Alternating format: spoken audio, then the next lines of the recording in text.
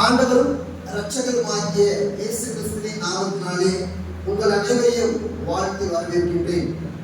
இன்றைய தினத்திலும் கூட இந்த ஆராதனையிலே உங்கள் மத்தியிலே தேவனுடைய சத்திய வசனங்களை போதிக்கும்படியாக தேவன் வழங்கின இந்த ஒரு அற்புதமான தருணத்திற்கு தேவனுக்கு முதலாவது நன்றிகளையும் ஸ்தோத்திரங்களையும் ஏற்படுகின்றேன். நாம கடந்த நாட்கள்ல தியானித்து வருகின்ற நம்முடைய சபை எதை விசுவாசிக்கிறது, நம்முடைய சபை எந்த விதமான சத்தியத்தை மையமாக கொண்டு இயங்குகின்றது என்கின்ற காரியத்தின் அடிப்படையில London Baptist confirmation of faith அல்லது விசுவாச அறிக்கையிலிருந்து நாம் ஒவ்வொன்றாக தியானித்துட்டு வரோம். அவ்விதமாக கடந்த நாட்கள்ல தேவனுடைய தீர்மானம் அல்லது தேவனுடைய கட்டளை என்கின்ற தலைப்பின் கீழாக முதல் பாகமான செய்தியை கேட்டோம். அதில் என்னென்ன காரியங்களை நாம் கற்றுக்கொண்டோம் என்று சொன்னால், தேவன் எவ்விதமாக தீர்மானங்களை உண்டு பண்ணுகின்றார், அந்த தீர்மானங்கள் எவ்விதமாக மனிதர்களுடைய வாழ்க்கையில பரிபூர்ணமாக கிறிஸ்துவானவர் நிறைவேற்றிக் கொண்டிருக்கின்றார், அந்த தேவனுடைய தீர்மானத்தின் சாராம்சங்கள் என்னென்ன, அந்த தீர்மானத்தின் அடிப்படை என்னென்ன என்று சொல்லி நம்ம கடந்த நாட்கள் செய்தியில நம்ம கேட்டோம். அதே அடிப்படையில தேவனுடைய தீர்மானத்துல மிகவும் கவனிக்கப்பட வேண்டிய, நம்முடைய சபை அறிந்து கொள்ள வேண்டிய மிக முக்கியமான காரியம் என்னவென்று சொன்னால் தேவனுடைய தெரிந்து கொள்ளுதல். இந்த தேவனுடைய முன் அறிந்து கொள்ளுதல் அல்லது தேவனுடைய தெரிந்து கொள்ளுதல் எதன் அடிப்படையில் வருதுன்னு சொன்னா இந்த தேவனுடைய தீர்மானத்தின் அடிப்படையில வருகின்றது. அனைத்து சபைகளுக்கும் ஒவ்வொரு சபைகளுக்கும் ஒவ்வொரு விதமான சத்திய காரியங்கள் வைத்திருப்பார்கள். அது சமயம் ஒவ்வொரு மதத்திற்கும் பார்த்தீங்கன்னா ஒவ்வொரு விதமான கொள்கைகள் கோட்பாடுகள் இருக்கும். ஆனா ஒரு மதத்தினுடைய கொள்கையை இன்னொரு மதத்தினர் ஏற்க மாட்டார்கள். ஏன்னா அது முற்றிலும் வேறுபட்டதாக இருக்கின்ற காரணத்தால அதை ஏற்பது கிடையாது. அதே சமயம் ஒரே மதத்திற்குள்ளாக இருக்கின்ற சில சபைகளுடைய காரியங்களை மற்ற சபைகள் ஏற்றுக்கொள்வது கிடையாது. மிக நம்ம ஆழமாக சிந்திக்கிறோம் சொன்னா அனைத்து சபைகளுமே ஒரு விதமான காரியத்தை அவர்கள் கை கொண்டிருக்கும் பொழுது ஒரு சில சபைகள் மாத்திரம் உண்மையான சத்தியம் என்ன என்பதை அவர்களுக்கு கொண்டு வரும் பொழுது அது ஏற்றுக்கொள்ளப்படாததும் அங்கீகரிக்கப்படாததுமாக இருக்கிறது.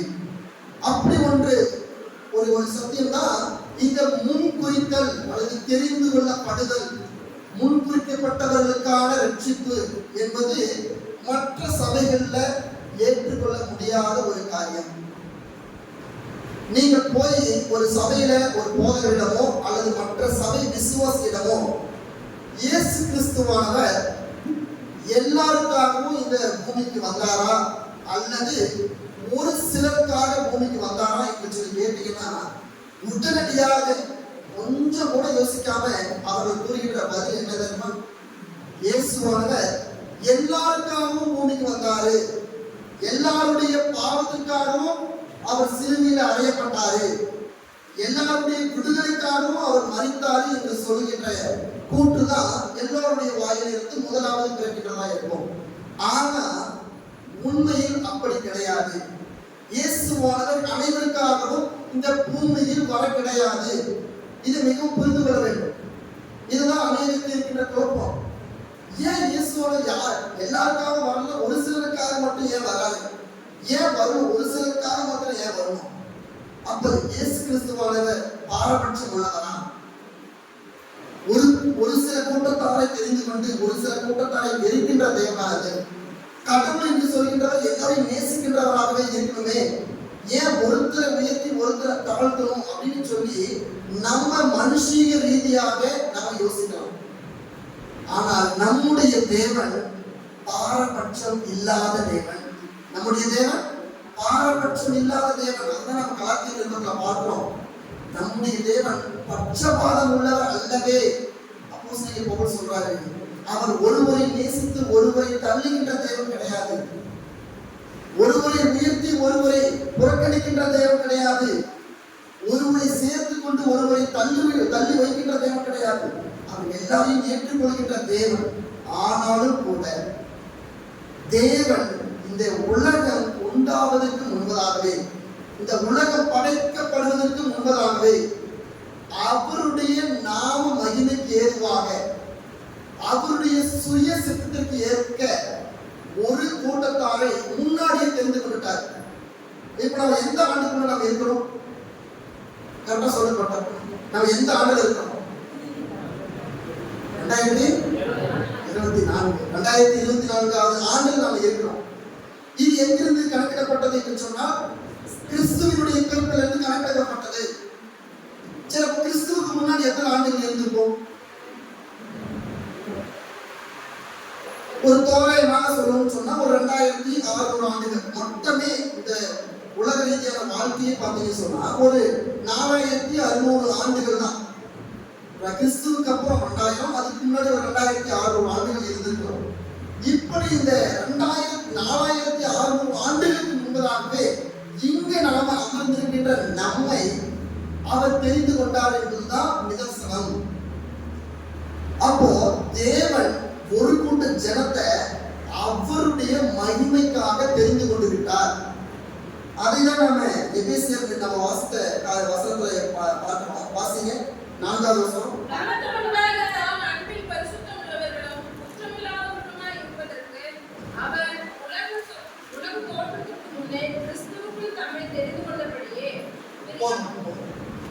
உலக தோற்றத்திற்கு முன்பே அவர் தெரிந்து கொண்டபடியே. அப்போ இந்த உலகம் உண்டாவதற்கு முன்பதாகவே உங்களையும் என்னையும் தேவன் தெரிந்து கொண்டிருக்கின்றார். இவர்கள் எல்லாம் எனக்கு தேவை என்று அவர்கள் தெரிந்து கொண்டிருக்கின்றார். அதே வசனம் 2 தீமோத்தேயுல 1ஆம் அதிகாரம் வசனம் 9வது வசனத்தை ஒரு வாசி. 2 தீமோத்தேயு 1ஆம் அதிகாரம் வசனம் 9. எங்களுக்கு தெரிந்திருக்கிறபடி அவர் நம்மை ரட்சித்தார். தம்முடைய தீர்மானத்தின்படியும் ஆதிகாலத்தில் நம்மை ரட்சித்து பரிசுத்தராக இருக்கிறார். அவர் பாருங்க, அவருடைய தீர்மானத்தின்படி ஆதி முதலே அவர் நம்மை தெரிந்து கொண்டிருக்கின்றார்.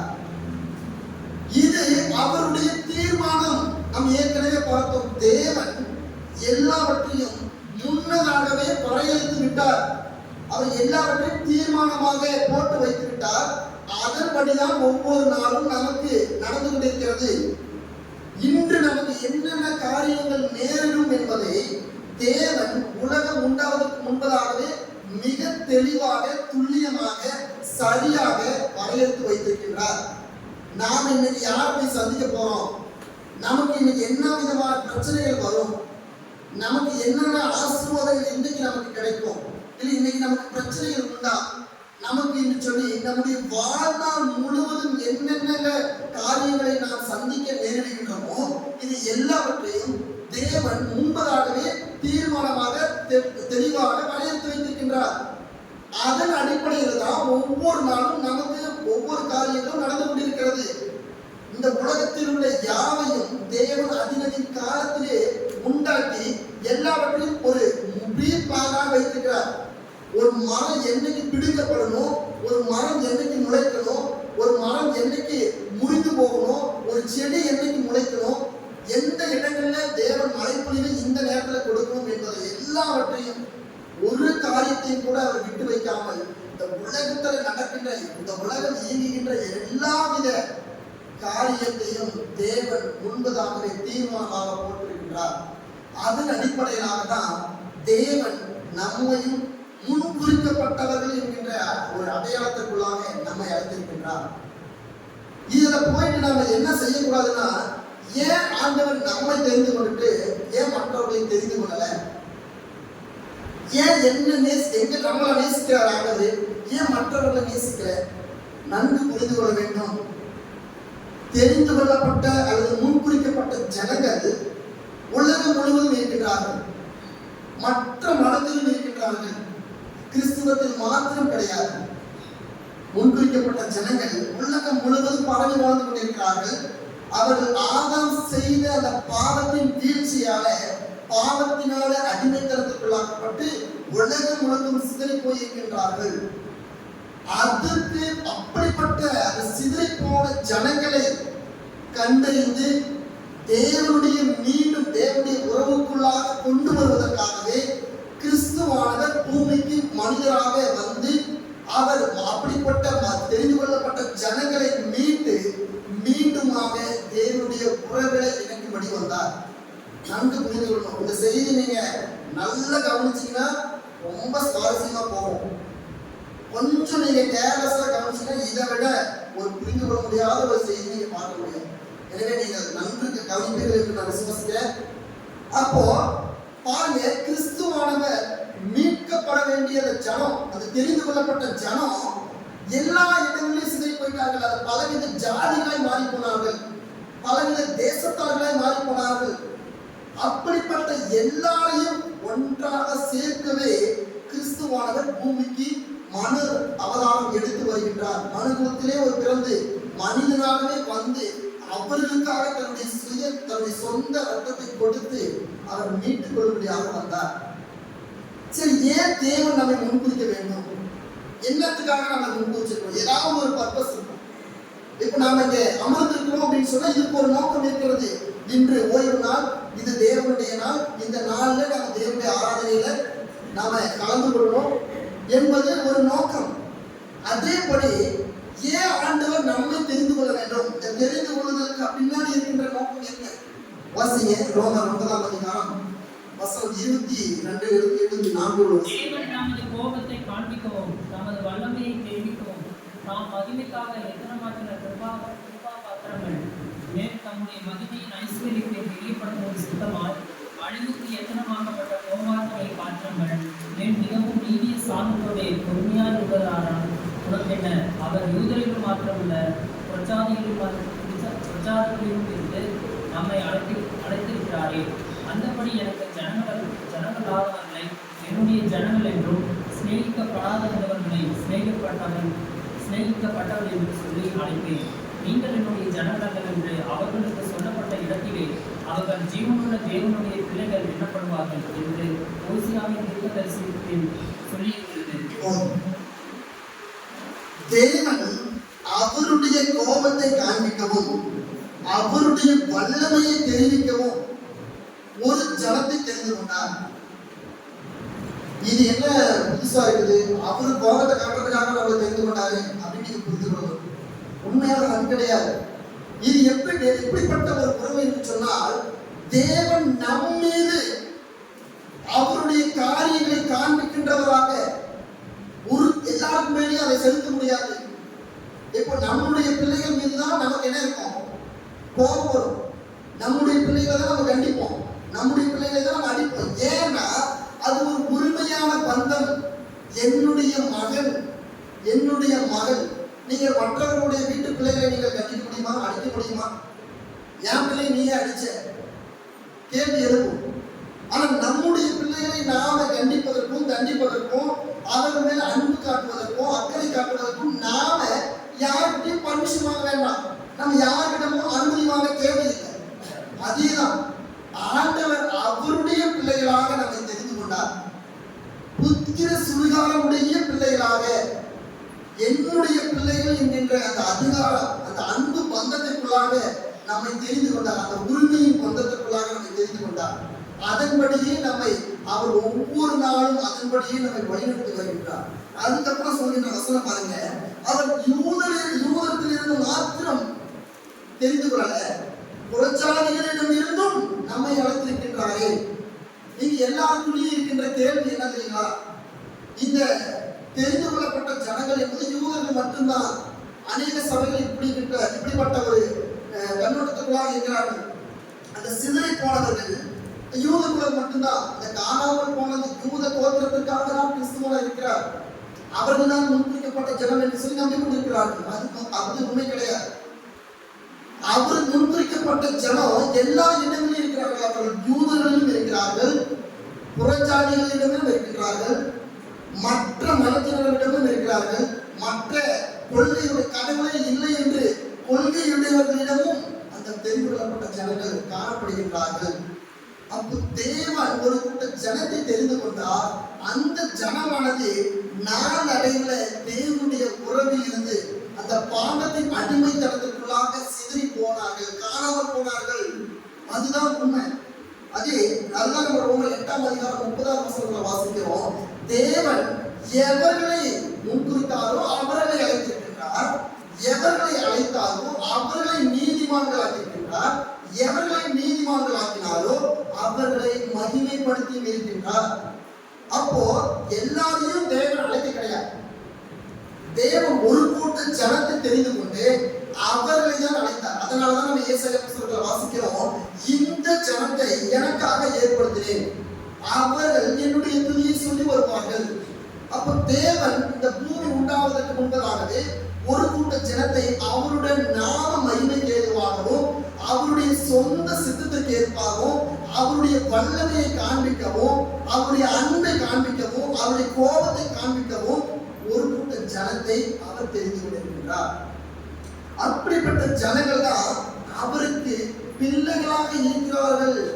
ஓசியா 1:10 ஓசியா புத்தகம் 1:10. என்றாலும் இஸ்ரவேல் புத்திரரின் தொகை அளக்கவும் எண்ணக்கூடாத கடற்கரை மணலை போல் இருக்கும். நீங்கள் என் ஜனமான என்று அவர்களுக்கு சொல்வதற்கு பதிலாக நீங்கள் ஜீவனுள்ள தேவனுடைய பிள்ளைகள் என்று அவர்களுக்கு சொல்லப்படும். நீங்கள் என்னுடைய ஜனம் என்று சொல்வதை விட ஜீவ தேவனுடைய பிள்ளைகள் என்பது அவர்களுக்கு பொருத்தமானது.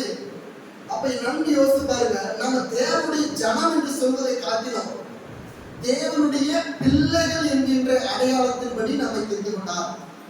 அப்ப தேவன் நம்மை அவருடைய பிள்ளைகளாக தெரிந்து கொண்டார், அடிமைகளாக அல்ல. நம்மை அவருடைய சொந்த பிள்ளைகளாக தெரிந்து கொண்டார். அதனாலதான் நம்ம மேல கோபத்தையும் நம்ம மேல அக்கறையும் அன்பையும் கரிசனத்தையும் இரக்கத்தையும் கொடுக்கின்றார்.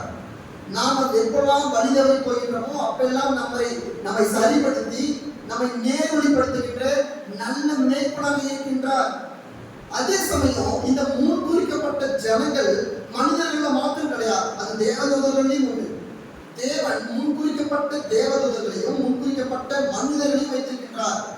அதே சமயம் மனிதர்கள் பார்த்தீங்கன்னா அந்த தெரிந்து கொள்ளப்பட்ட ஜனங்கள் பார்த்தீங்கன்னா ஏதோ தானம் கிடையாது, இவ்வளவுதான் இருப்பாங்க அவ்வளவுதான் இருப்பாங்கன்னு தெரியாது. தேவன் அதை சரியாக துல்லியமாக அளவு வைத்திருக்கின்றார். முன்குறிக்கப்பட்ட ஜனங்களுடைய தொகை எவ்வளவு, முன்குறிக்கப்பட்டவருடைய மக்களுடைய எண்ணிக்கை எவ்வளவு என்பதை மிக துல்லியமாக எண்ணிக்கையின் அடிப்படையில அவர் வைத்திருக்கிறார் என்று சொல்லி வேதத்தில் நம்ம பார்க்கிறோம்.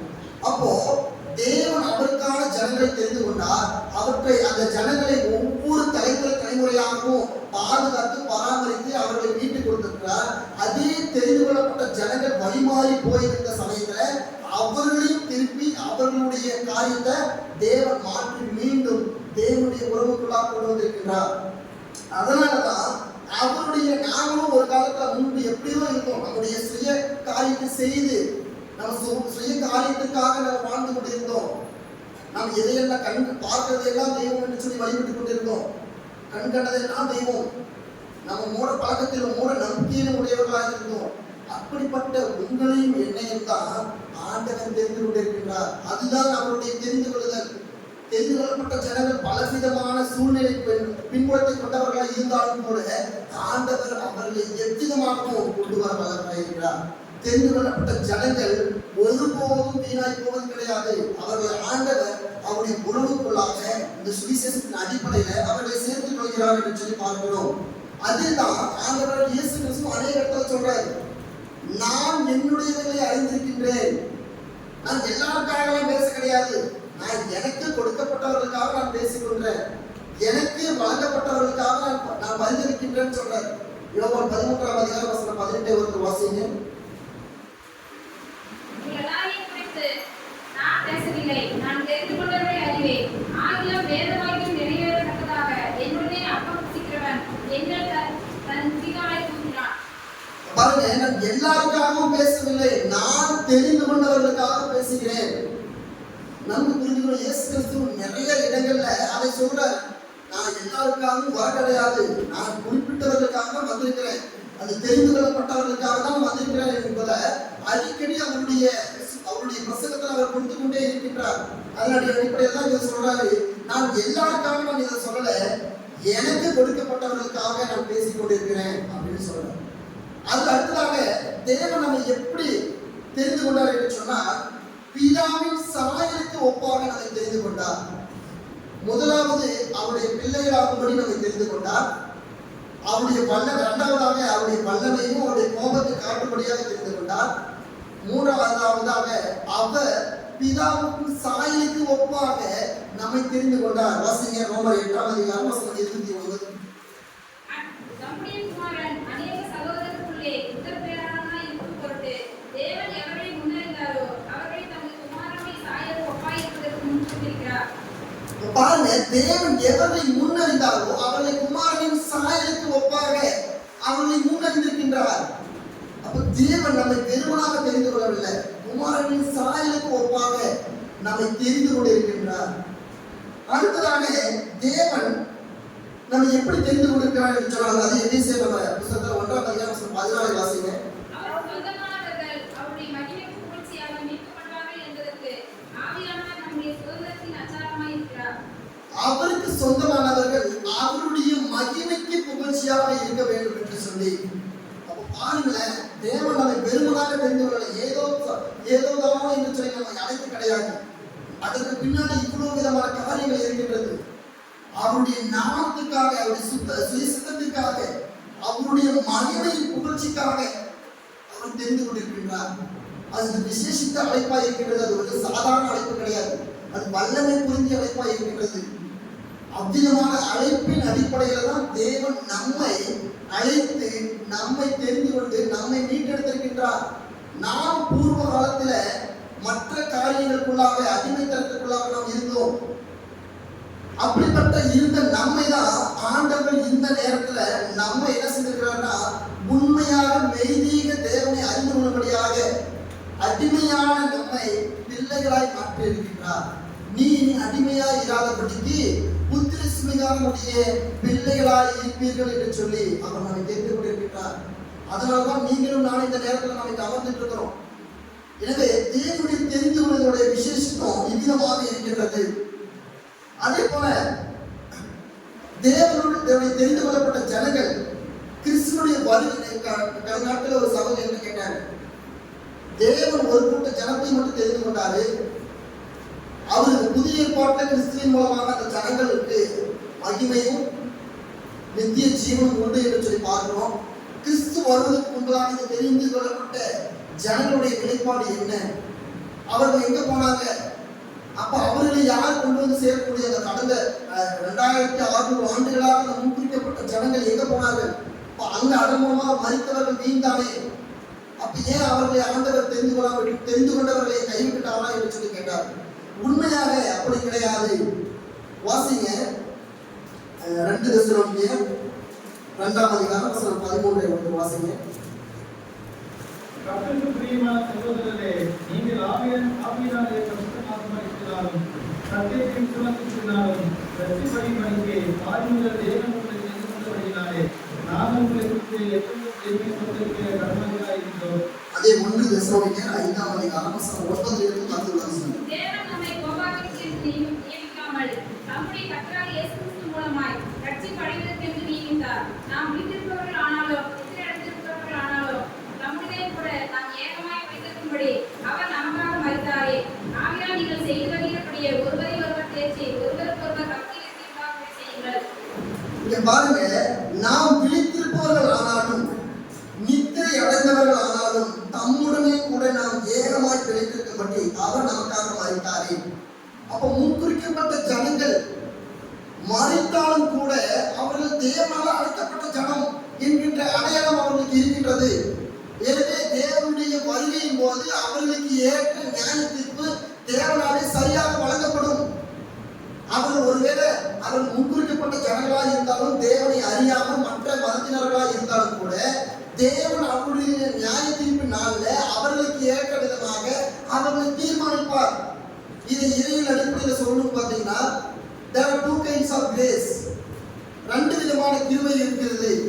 டிட்ரிச் மோனஃபா என்று சொல்லக்கூடிய ஒரு இறையியல் வல்லுநர் சொல்றாரு, தேவன் 2 விதமான கிருபைகளை அளிக்க வல்லவராக இருக்கிறார். ஒன்று மலிவான கிருபை, இன்னொன்று மகிமையின் கிருபை, உயர்ந்த கிருபை, costly grace and cheap grace என்று சொல்லக்கூடிய 2 விதமான கிருபை உண்டு. இந்த 2 விதமான கிருபை யாருக்கு வழங்கப்படும் என்று சொன்னால், முன்குறிக்கப்பட்ட ஜனங்களுடைய ஜனங்கள் கிறிஸ்துவை அறிந்து கிறிஸ்துவுக்காக வாழ்ந்து கிறிஸ்துவுக்காக உண்மையாக தன்னுடைய வாழ்க்கையை அர்ப்பணித்து இறந்து போகின்றவர்களுக்கு தேவனால் வழங்கப்படுவதுதான் அந்த காஸ்ட்லி கிரேஸ், மகிமையின் கிருபை, உயர்ந்த கிருபை. இந்த சீஃப்லி கிரேஸ், அந்த சீஃபான மலிவான கிருபை என்பது அதே தேவனால் தெரிந்து கொள்ளப்பட்ட ஜனங்கள் தங்களுடைய வாழ்நாளில் தேவனை தெரிந்தும் அவர்கள் உலக ரீதியாக வாழ்ந்து மறைத்து போனவர்களுக்கு தேவன் அவருடைய சுத்த சித்தத்துக்கேற்ப அவருடைய விருப்பத்துக்கு ஏற்ப அவருக்கு கொடுக்க விருப்பமானால் அந்த மலிவான கிருபையை அவர்களுக்கு கொடுக்கின்றார். இது எங்க பொருந்தும்? ஆண்டவராகிய இயேசு கிறிஸ்துவினுடைய சிலுவைப்பாடு மரணத்தில இயேசு கிறிஸ்துவோடு கூட அறியப்பட்ட 2 கல்வர்களுக்கு கிறிஸ்துவானவர் கொடுத்த அந்த சம்பவம் தான். கேட்கலாம், ஆண்டவரே நாங்கள் சின்ன வயசுல இருந்து உண்மை நாங்கள் பின்தொடர்கிறோம், உங்களுக்காக அர்ப்பணிச்சு வாழ்றோம், உமக்காக நாங்கள் ரட்சிப்புக்காக நாங்கள் பாவத்திலிருந்து விடுதலை பெற வேண்டும் என்று சொல்லி நாங்கள் போராடி கொண்டு விசுவாசத்தோடு தேவ பக்தியோடு நாங்கள் உண்மை சேமித்துக் கொண்டிருக்கிறோம். எங்களையும் நீங்க ரட்சிக்கிறீங்க. ஆனா அந்த திருட ஒரு நிமிஷத்துல தான் என்ன செஞ்சான்? மனம் திரும்பி 4 ஆண்டுகளை நாங்கள் மனம் திரும்பிட்டேன்னு சொல்லி அறிக்கையிடுறோம். அவனையும் நீங்கள் ரட்சிக்கிறீர்களே என்று சொல்லி நம்ம கேட்கிறோம். அங்கதான் ஆண்டவருடைய சுய சித்தம் வெளிப்படுகின்றது. அதுதான் நான் ஏற்கனவே பார்க்க தேவனுடைய தீர்மானம். நான் யார் மீது மனம் இரக்கம் உள்ளவராய் இருக்கிறேனோ அவர்கள் மீது மனம் இரக்கம் உடையவராய் இருப்பேன். நான் யார் மீது கோபத்தை கொடுக்கிறவராய் இருக்கிறேனோ அவர்கள் மீது கோபத்தை கொடுப்பேன். No one can ask question to me. அதுதான் அவருடைய பதில். யாருமே ஆண்டவருக்கு கேள்வி கேட்காது. அவர் யாரை உயர்த்தணும் நினைக்கிறாரோ அவரை உயர்த்துவார். ஆண்டவர் யார் மேல கோபத்தை கொடுக்கணும் நினைக்கிறாரோ அவர் மேல கோபத்தை கொடுப்பார். அதுதான் ஏற்கனவே பார்த்தோம். வெறும் மலிவான களிமண்ணாய் இருக்கின்ற மண்ணாகி நாம நம்மை உண்டு பண்ணுகின்ற குயவன் மீது அதிகாரம் கிடையாது. ஒரு களிமண் தன்னை உண்டாக்குகின்ற குயவனை நோக்கி என்னை ஏன் நீ ஒரு கனவீனமான பாத்திரமாகவும் எனக்கு கனமான பாத்திரமாக ஏன் உண்டு பண்ணுகின்ற என்று சொல்லி கேட்பது எப்படி தகுதியாகும்? அதேதான் இங்க தேவன் யாரை நேசிக்க விரும்பமோ அவரை நேசிப்பார். அது அவருடைய விருப்பம். நமக்கு கேள்வி கேட்கின்ற அதிகாரம் கிடையாது, கேள்வி கேட்கவும் கூடாது. நாம் மீண்டுமாக இதை நாம் ஏன் சொல்றேன்னு சொல்ல இன்னும் அநேகப்பட்ட சந்தேகங்கள் இருக்குது. ஏன் தேவன் இப்படி அவர்களையும் ஏன் ரசிக்கிறாரு, இவர்களையும் ஏன் ரசிக்கிறாரு, அவர்களையும் ஏன் கேட்டுக்கொள்றாரு கேட்கிற கேள்வி நாம கேட்கக்கூடாத கேள்வி. சரிங்களா? அதனால தேவனிடம் நாம கேள்வியை கேட்கக்கூடாது. அதைதான் நான் சொல்றோம்.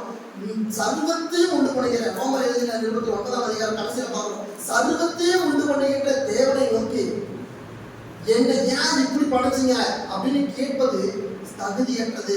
அவருக்கு ஆலோசனை தருகின்ற அளவுக்கு இந்த உலகத்துல யாரும் ஞானவான்களும் பெரிய மனிதர்களும் கிடையாது. ஆண்டவர் ஒருவரே, வல்லமையுள்ள தேவன் ஒருவரே. அவருடைய படைப்புல ஒரு சிறு துகளாக இருக்கின்ற மனித பிறப்பாகிய நாம அவரிடம் நாம கேள்விகளை கேட்கக்கூடாது. அதுதான் ஆண்டவர் மீண்டுமாக சொல்றார். அப்போ இப்படி தெரிந்து கொள்ளப்பட்ட ஜனங்கள் எல்லா இடங்களிலும் அவர்கள் சிதறி போயிருந்தார்கள். வாசிக்கிற எபேசியர் 2ஆம் அதிகாரம் வசனம் 13-14. நீங்களும் உங்கள் ரட்சிப்பின் சுவிசேஷமாகிய சத்திய வசனத்தை கேட்டு விசுவாசிகள் ஆனபோது வாக்குத்தத்தம் பண்ணப்பட்ட பரிசுத்த ஆவியால் அவருக்குள் முத்திரை போடப்பட்டீர்கள். அவருக்கு சொந்தமானவர்கள் அவருடைய மகிமைக்கு புகழ்ச்சியாக மீட்கப்படுவார்கள் என்பதற்கு ஆவியானவர் நம்முடைய சுதந்திரத்தின் அச்சாரமாய் இருக்கிறார். அதே எபேசியர் 2ஆம் அதிகாரம் வசனம் 5. பிரியமானவர்கள் அக்கிரமங்களில் மரித்தவர்களாய் இருந்த நம்மை கிறிஸ்துவுடனே கூட உயிர்ப்பித்தார். கிருபையினாலே ரட்சிக்கப்பட்டீர்கள். பாருங்க, இயேசு கிறிஸ்து நம்மை வந்தடைவதற்கு முன்பதாக முன்குறிக்கப்பட்ட ஜனமாக நாம் இருந்தாலும் கூட நாம் எப்படிப்பட்டவர்களாக இருந்தோம்? அக்கிரமங்களை செய்கின்றவர்களாகவும் அதன் மூலமாய் மறிக்கின்றவர்களாகவும் இருந்தோம். அடுத்து அதே 2ஆம் அதிகாரம் 12ஆம் வசனம். அக்காலத்திலே கிறிஸ்துவை சேராதவர்களும் இஸ்ரவேலுடைய காணியாட்சிக்கு புறம்பானவர்களும் வாக்குத்தத்தத்தின் உடன்படிக்கைகளுக்கு அந்நியரும் நம்பிக்கை இல்லாதவர்களும் உலகத்தில் தேவனற்றவர்களுமாய் இருந்தீர்கள் என்று நினைத்துக் கொள்ளுங்கள். பாருங்க, நாம தெரிந்து கொள்ளப்பட்ட ஜனமா இருந்தாலும் கூட கிறிஸ்து வருவதற்கு முன்பதாக எப்படி இருந்தோம்? கிறிஸ்துவை சேராதவர்களும் இஸ்ரவேலுடைய காணியாட்சிக்கு புறம்பானவர்களும் வாக்குத்தத்தத்தின் உடன்படிக்கை அந்நியரும் நம்பிக்கை இல்லாதவர்களும் தேவனுடைய மகிமையற்றவர்களுமாய் தேவனை அற்றவர்களுமாய் இருந்தோம். அப்படிப்பட்ட நம்மை தான் ஆண்டவர் தெரிந்து கொண்டு மீண்டுமாக தேவனுடைய உறவுக்குள்ளாக இருக்கிறார். அப்ப கிறிஸ்துவ என்னன்னு சொன்னா, சிதறி போன முன்குறிக்கப்பட்ட ஜனங்களை அதே தன்னுடைய சொந்த பிதாவின் இடத்துல இணைப்பதுகின்ற ஒரு பாலமாக, அதுதான் ரீகன்சிலேஷன் என்று சொல்லப்படுகின்ற அந்த தன்மைக்குள்ளாக தேவன் கிறிஸ்துவானவர் உலகத்திற்கு வந்தார். மீண்டுமாக மனுகுலம் தேவனை நோக்கி சேர வேண்டும். அதற்கு ஒரு ஆள் தேவை, அதுக்கு ஒரு நடுத்தரத்தில் ஒரு மனிதன் தேவை, ஒரு அவர்களை கொண்டு வந்து தேவனிடத்தில் கொண்டு வந்ததுக்கு ஒரு ஆள் தேவைக்காக தான் தேவனே அந்த பணியை செய்யற, தேவனே அந்த வேலையை செய்யற. அதனாலதான் கிறிஸ்துவானவர் அவருடைய பிரசங்கத்தின் அடிப்படையில ஒவ்வொரு முறையும் அந்த முன்குறிக்கப்பட்டவர்களை மிக தெளிவாக அவர் கவனித்துக் கொண்டே இருந்தார். வாசிங்க, சில வசனங்களை வாசிப்போம். யோவான் சுவிசேஷம் புத்தகத்தை திருப்பிக் கொள்ளுங்க, ஏன்னா அதுல இருந்து அநேக வசனங்களை நம்ம வாசிக்கிறோம். யோவான் 6:64. ஆகிலும் உங்களில் விசுவாசியாதவர்கள் சிலர் உண்டு என்றார். விசுவாசியாதவர்கள் இன்னார் என்றும் நம்மை காட்டிக் கொடுப்பவன் இன்னார் என்றும் ஆதி முதலாக இயேசு அறிந்திருந்தபடியால் அவர் பின்னும். பாருங்க, இந்த யோவான் 6:64 வசனம். ஆயினும் உங்களில் விசுவாசியாதவர்கள் யார் என்றும் என்னை காட்டிக் கொடுக்கின்றவன் யார் என்றும் நான் ஆதி முதலே அறிந்திருக்கின்றேன். இயேசு கிறிஸ்து வெறுமனாக பூமிக்கு வரல. அவர் பிதாவுக்கு இணையானவர், அவர் பிதாவுக்கு ஒப்பானவர். அப்போ அவர் பூமிக்கு வரும்பொழுது முன்குறிக்கப்பட்ட ஜனங்கள் யாரு, விசுவாசிக்கிறவர்கள் யாரு, விசுவாசிக்காதவர்கள் யாரு, யார் மறுதளிப்பார்கள், யார் கிறிஸ்துவை காட்டிக் கொடுப்பார்கள் என்பதை எல்லாவற்றையும் தெரிந்து கொண்டேதான் வந்தாரு. யார் நம்ம பிரசங்கம் கொடுத்தா யார் அதன்படி கேட்டு அதன்படி மனம் திரும்பி அவருடைய வாழ்க்கையை மாற்றுவார்கள், அந்த முன்குறிக்கப்பட்ட ஜனங்கள் எப்படி கேட்பார்கள், யாரெல்லாம் கேட்க மாட்டார்கள் என்பதை தேவன் முன்பதாகவே ஆதி முதல் அறிந்தவராக இருந்தார். அடுத்தது யோவான் 10:2 யார்? ஆனாலும் நான் உங்களுக்கு சொன்னபடியே நீங்கள் என் மந்தையின் ஆடுகளாய் இராதபடியினால் விசுவாசியாமல் இருக்கிறீர்கள். ஆனாலும் நான் உங்களுக்கு சொன்னபடியே நீங்கள் என் மந்தையின் ஆடுகளாய் இராததினாலே என்னை விசுவாசியாமல் இருக்கிறீர்கள். அப்போ கிறிஸ்து போதிக்கும் பொழுதும் கூட விசுவாசியாதவர்கள் அநேகர் இருந்தார்கள். அவர்கள் எல்லாரும் யாரு? மந்தையில் சேராத ஆடுகள், மந்தையில் சேர்க்கப்படாத ஆடுகள். அப்ப இங்க என்ன பிரச்சனை? கிறிஸ்துவுக்கு நன்றாக தெரியும் யாரெல்லாம் விசுவாசிப்பார்கள். முன்குறிக்கப்பட்ட ஜனங்கள்னா யாரு? தேவனுடைய வார்த்தையை கேட்டு அதன்படி நடக்கின்றவர்கள் எல்லாம் தேவனால் முன்குறிக்கப்பட்டவர்கள். ஆனா யாரெல்லாம் விசுவாசியாக இருக்கிறார்களோ அவர்கள் எல்லாரும் தேவனுடைய மந்தியில் இல்லாதவர்கள். அதனாலதான் மீண்டும் சொல்றோம், இயேசு கிறிஸ்து அனைவருக்காக வர கிடையாது, அவர் அவருடைய ஜனங்களுக்காக வந்தார். அப்படி அவர் அனைவருக்காக வந்திருந்தாருன்னு சொன்னா அவர் பிரசங்கம் கொடுக்கும் பொழுது, அவர் பழைய பிரசங்கமோ சுவிசேஷமோ அறிவிக்கும் பொழுது, அது அப்போஸ்தலர்கள் எழுந்து தேசங்களாக ஊழியத்துக்கு செல்லும் பொழுது எல்லா மனிதர்களும் ரட்சிக்கப்பட்டிருப்பார்கள். உலகம் முழுவதும் ரட்சிப்புக்குள்ளாக வந்திருக்கும். எல்லா மனிதர்களுக்கும் உலகம் முழுவதற்கும் ஏக தலைவனாக தேவனாகி தேவன் கர்த்தர் இயேசு கிறிஸ்து இருந்திருப்பார். ஆனால் தேவன் அனைவருக்காகவும் வர கிடையாது. அவர் தம்மாலே தெரிந்து கொள்ளப்பட்ட ஜனங்களுக்காக வந்தார். அதனாலதான் அவர் மீண்டும் சொல்றார், இம்மானுவேல் என்பதற்கு தேவன் நம்மோடு இருக்கிறார், அவர் தம்முடைய ஜனங்களை பாவத்திலிருந்து மீட்டு ரட்சிப்பார் என்று சொல்லி மத்திய 1:23 வாசிக்கிறோம். அப்ப அவருடைய ஜனத்தின் பாவத்துக்காக, நம்முடைய பாவத்துக்காக, எல்லாருடைய பாவத்துக்காக கிடையாது, நம்முடைய அவருடைய தெரிந்து கொள்ளப்பட்ட ஜனங்களுடைய பாவத்துக்காக அவர் மரித்தார். அடுத்து யோவான் 17:19 சரி 1. நான் அவர்களுக்காக வேண்டிக் கொள்கிறேன், உலகத்துக்காக வேண்டிக் கொள்ளாமல் நீர் எனக்கு தந்தவர்களுக்காக வேண்டிக் கொள்கிறேன், அவர்கள் உம்முடையவர்களாக இருக்கிறார்களே. பாருங்க, ஆண்டவர் பிதாவை கிறிஸ்துவர் பிதாவை நோக்கி சொல்றாரு, நான் அவர்களுக்காக வேண்டிக் கொள்கிறேன், உலகத்துக்காக வேண்டிக் கொள்ளாமல் நீர் எனக்கு தந்தவர்களுக்காக வேண்டிக் கொள்கிறேன், அவர்கள் உம்முடையவர்களாக இருக்கிறார்கள். பாருங்க, கிறிஸ்துவானவர் ஜெபிக்கும் பொழுது கூட, கிறிஸ்துவானவர் பரிதவிக்கிறது கூட யாருக்காக? அவருக்கு கொடுக்கப்பட்டவர்களுக்காக, அந்த தெரிந்து கொள்ளப்பட்டவர்களுக்காக. நான் எல்லாருக்காகவும் ஜெபிக்க, உலகத்துக்காக நான் ஜெபிக்கல, உலகத்துக்காக வர கிடையாது. நீர் எனக்கு யாரை கொடுத்தீர்களோ அவர்களுக்காக நான் வந்தேன், அவர்களுக்காக ஜெபித்துட்டு இருக்கிறேன்னு சொல்லி அவர் சொல்றார். அது யோவான் 6:44 என்னை அனுப்பின பிதா ஒருவனை இருந்து கொள்ளாவிட்டால் அவன் என்னிடத்தில் வரமாட்டான், கடைசி நாளில் நான் அவனை எழுப்புவேன். பாருங்க, என்னை அவன் என்னிடத்தில் வரமாட்டான். அப்போ தெரிந்து கொள்ளப்பட்ட ஜனங்கள் பார்த்தீங்கன்னா தேவனிடத்துல தேவனுடைய சுவிசேஷம் நம்ம அறிவிக்கும் பொழுது இந்த தெரிந்து கொள்ளப்பட்ட ஜனங்கள் எல்லோரும் என்ன செய்வார்கள்னா மனம் திரும்பி அவர்களுடைய வாழ்க்கையை மாற்றிக்கொள்ள வேண்டும், உண்மையான தெய்வத்தை கண்டறிய வேண்டும் என்று சொல்லி அவர்களுடைய பூர்வீக காலத்தை பூர்வீக எல்லாவித காரியங்களையும் விட்டுவிட்டு கிறிஸ்துவுக்காக வருவார்கள். ஆனா தெரிந்து கொள்ளப்படாத ஜனங்கள் நாம என்னதான் ஊழியம் செஞ்சாலும் சுவிசேஷம் அறிவித்தாலும் ஒருபோதும் கிறிஸ்துவுக்குள்ளாக வரமாட்டார்கள். நாம வந்து உலகத்திற்காக இந்தியா ரசிக்கப்படணும், மோடி ரசிக்கப்படணும், அமித்ஷா ரசிக்கப்படணும் ஜெபிக்கிறோம். பிதா ஒருவனை இழுக்காவிட்டால் ஒருவனும் கிறிஸ்துவுக்குள்ளாக வர முடியாது. அப்ப நம்மளுடைய நாம சுவிசேஷம் அறிவிப்பது நம்முடைய கடமை. ஆனால் தெரிந்து கொள்ளுதல் என்பது நம்முடைய வேலை அல்ல, அது தேவனுடைய பரிபூர்ணமான வேலை. அவர் இழுத்துக் கொள்ளணும். அவர் இழுத்துக் கொள்ளாவிட்டால் ஒருவனும் கிறிஸ்துவுக்குள்ளாக வர முடியாது. சரி, இப்ப இந்த தெரிந்து கொள்ளப்படாதவருடைய நிலைப்பாடுதான் என்ன? அதுலயே அவர் சொல்றாரு, இறுதி நாள். அந்த வசனத்தை மீண்டும் வாசிங்க. 44. என்னை அனுப்பின பிதா ஒருவனை எடுத்துக் கொள்ளாவிட்டால் அவன் என்னிடத்தில் வரமாட்டான். கடைசி நாளில் நான் அவனை எழுப்புவேன். பாருங்க, அந்த தெரிந்து கொள்ளப்படாத ஜனம் என்னதான் நம்ம சுவிசேஷம் அறிவிச்சாலும் ஆண்டவருக்குள்ளாக வாங்க. ஆண்டவர் தான் உண்மையான தெய்வம், கிறிஸ்து தான் உண்மையான தெய்வம். கிறிஸ்துவை அன்றி உலகத்துல வேறு எந்த தெய்வமும் இல்லை.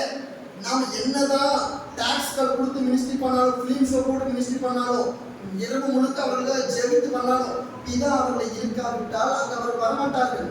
அப்படி வராத ஜனங்களை கடைசி நாள்ல ஆண்டவர் அவர்களை எழுப்புவார். அது தேவனுடைய அது ஒரு வேலை.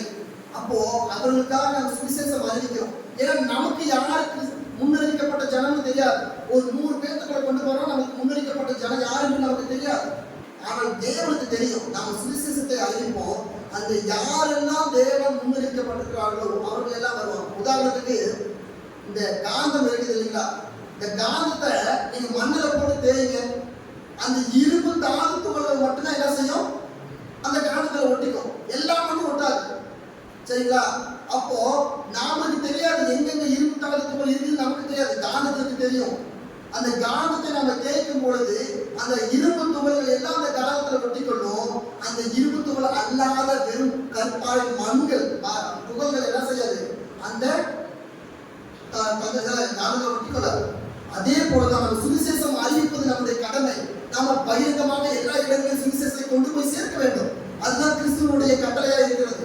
அப்படி நாம் கொண்டு போய் சேர்க்கும் பொழுது ஒருவன் ரட்சிப்புக்குள்ளாக வருவதும் ஒருவன் மனதிற்குள்ளாக வருவதும் அது பிதாவுடைய வேலை. பிதா அவனை இழுத்துக் கொள்ள வேண்டும். இழுத்துக் கொள்ளாவிட்டா நம்ம என்னதான் அவர்களுக்காக ஜெபித்தாலும், நம்ம என்னதான் அவர்களுக்காக பிரயாசப்பட்டு வேண்டிக் கொண்டாலும் ஒருபோதும் அவர்கள் மனதிற்குள்ளாக வரமாட்டார்கள். இவ்விதமாக தான் தேவன் நம்மை தெரிந்து கொண்டிருக்கிறார். நாம நம்முடைய பாஸ்ட் லைஃப், நம்முடைய கடந்த வாழ்க்கை யோசித்து பார்த்து எவ்வளவு மோசமானவர்களாக இருந்தோம், எப்படிப்பட்ட நம்பிக்கையுடையவர்களாக இருந்தோம், எப்படிப்பட்ட எண்ணங்களுடையவர்களாக இருந்தோம்.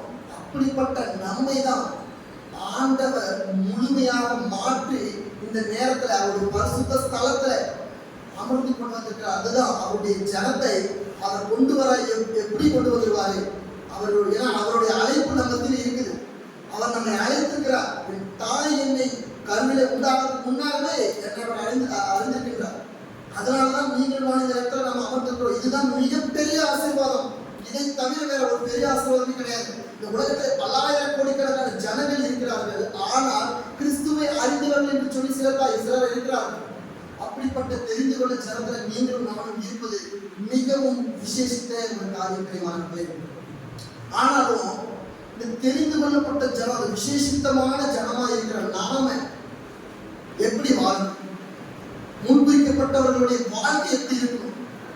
ஏதோ நம்ம உலகத்தில் அவரிடமிருந்து நம்ம எடுத்துக்கொள்ளப்பட்டோம். நம்மளுடைய வாழ்க்கையும் அவர்களுடைய வாழ்க்கையும் வித்தியாசமானதா இருக்குதா, இல்ல இன்னும் அவர்களை போலதான் நாமளும் வாழ்ந்து கொண்டிருக்கிறோமா? அவர்களை போலவே தான் நாமளும் நம்முடைய வாழ்க்கையில் இருக்கிற எல்லா காரியமும் அவர்களை போலதான் இருக்குதா? நம்ம சற்று யோசித்து பார்க்கணும்.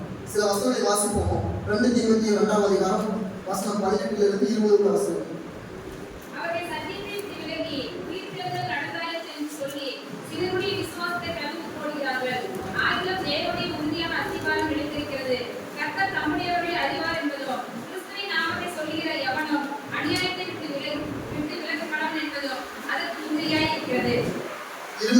6 ஒரு பெரிய வீட்டிலே பொன்னும் வெள்ளியுமான பாத்திரங்களும் அல்லாமல் மரமும் மண்ணுமான பாத்திரங்களும் உண்டு. அவைகளில் சில கனத்திற்கும் சில கனவீனத்திற்கும் உரியமானவைகள். ஆகையால் ஒருவன் இவைகளை விட்டு தன்னை சுத்திகரித்துக் கொண்டால் அவன் பரிசுத்தமாக்கப்பட்டதும் எஜமானுக்கு உபயோகமானதும் எந்த நற்கிரியும் ஆயத்தமாக்கப்பட்டதுமான கனத்துக்குரிய பாத்திரமாய் இருப்பான். அங்கேயும் பாலியத்துக்குரிய இச்சைகளை விட்டு நீ விலகி ஓடி கர்த்தரை தொழுது கொள்கிறவர்களோடு நீதியும் விசுவாசத்தையும் அன்பையும் சமாதானத்தையும் அடையும்படி நாடு. புத்தியீனமும் அயுக்தியுமான தர்க்கங்கள் சண்டைகளை பிறப்பிக்கும் என்று அறிந்து அவைகளுக்கு விலகியிரு. கற்பனைய ஊழியக்காரன் சண்டை பண்ணுகிறவனாய் இல்லாமல் எல்லாரிடத்திலும் சாந்தமுள்ளவனும் போதக சமர்த்தனும் தீமையை சகிக்கிறவனுமாய் இருக்க வேண்டும்.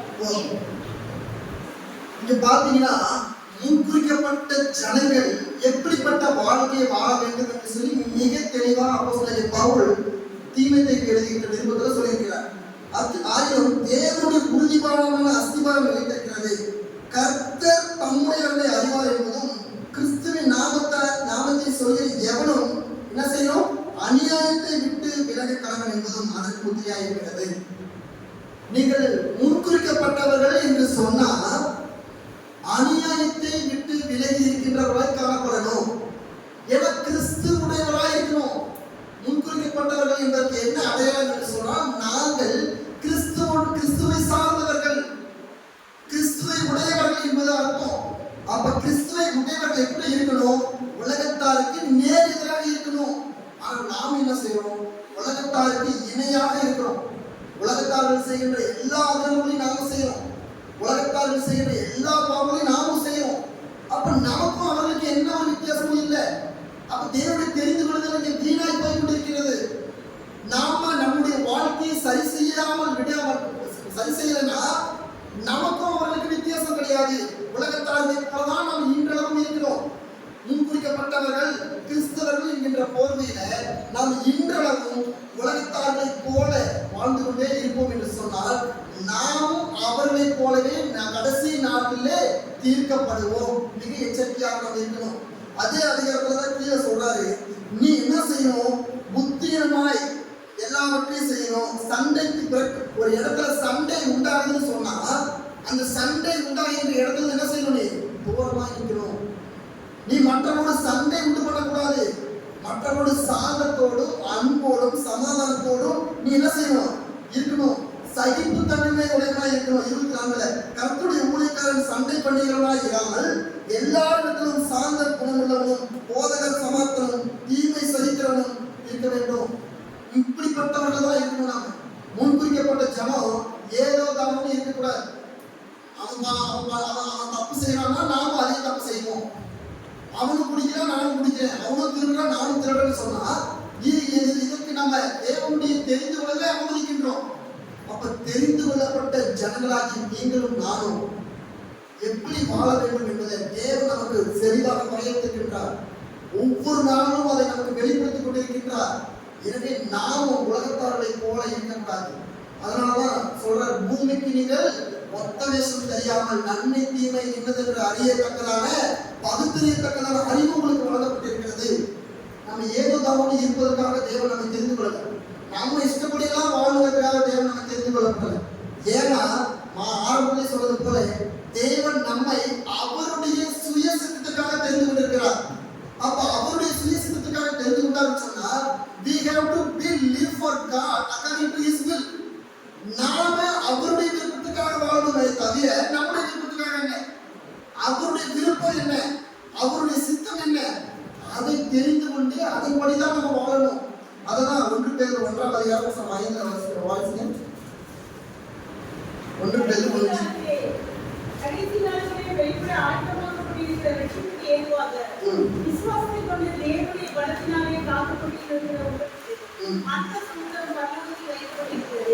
பாருங்களேன், தெரிந்து கொள்ளப்பட்டவர்களுக்கு ஆண்டவர் எப்படிப்பட்ட ஆசீர்வாதம் வச்சிருக்கிறார். கடைசி காலத்தில் வெளிப்பட ஆயத்தமாக்கப்பட்டிருக்கிற ரட்சிப்புக்கு ஏதுவாக விசுவாசத்தை கொண்டு தேவனுடைய பலத்தினாலே காக்கப்பட்டிருக்கிற உங்களுக்கு அந்த சுதந்திரம் பரலோகத்தில் வைக்கப்பட்டிருக்கிறது. பாருங்க, நாம கிறிஸ்துவினுடைய விசுவாசத்தினால, கிறிஸ்துவின் வைத்திருக்கிற விசுவாசத்தினால தேவனுடைய பலத்தினால காக்கப்பட்டிருக்கிறோம். இந்த பலத்தினால காக்கப்பட்ட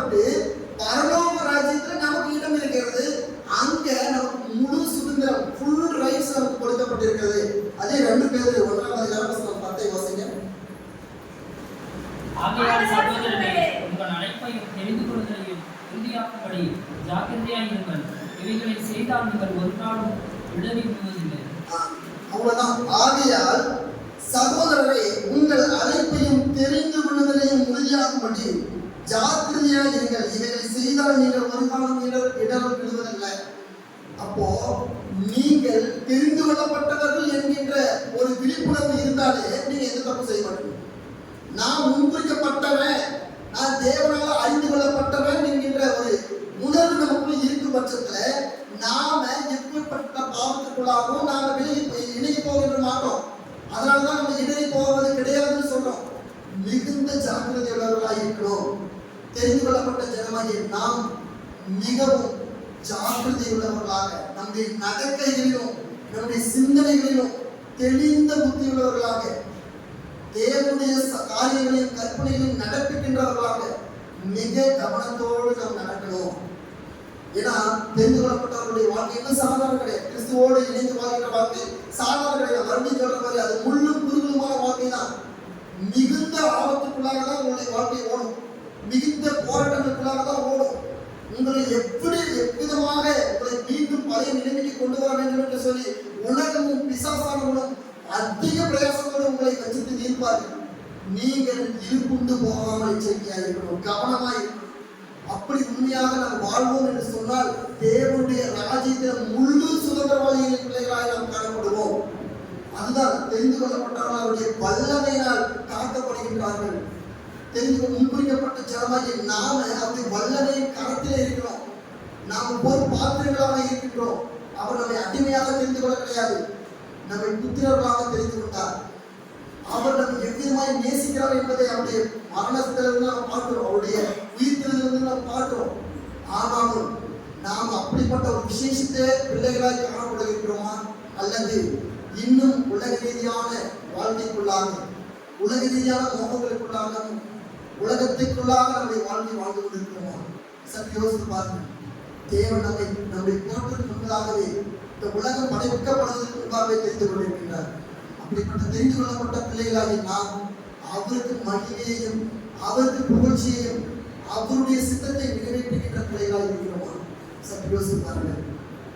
கண்களை மூடி நாம் ஜெபம் செய்வோம்.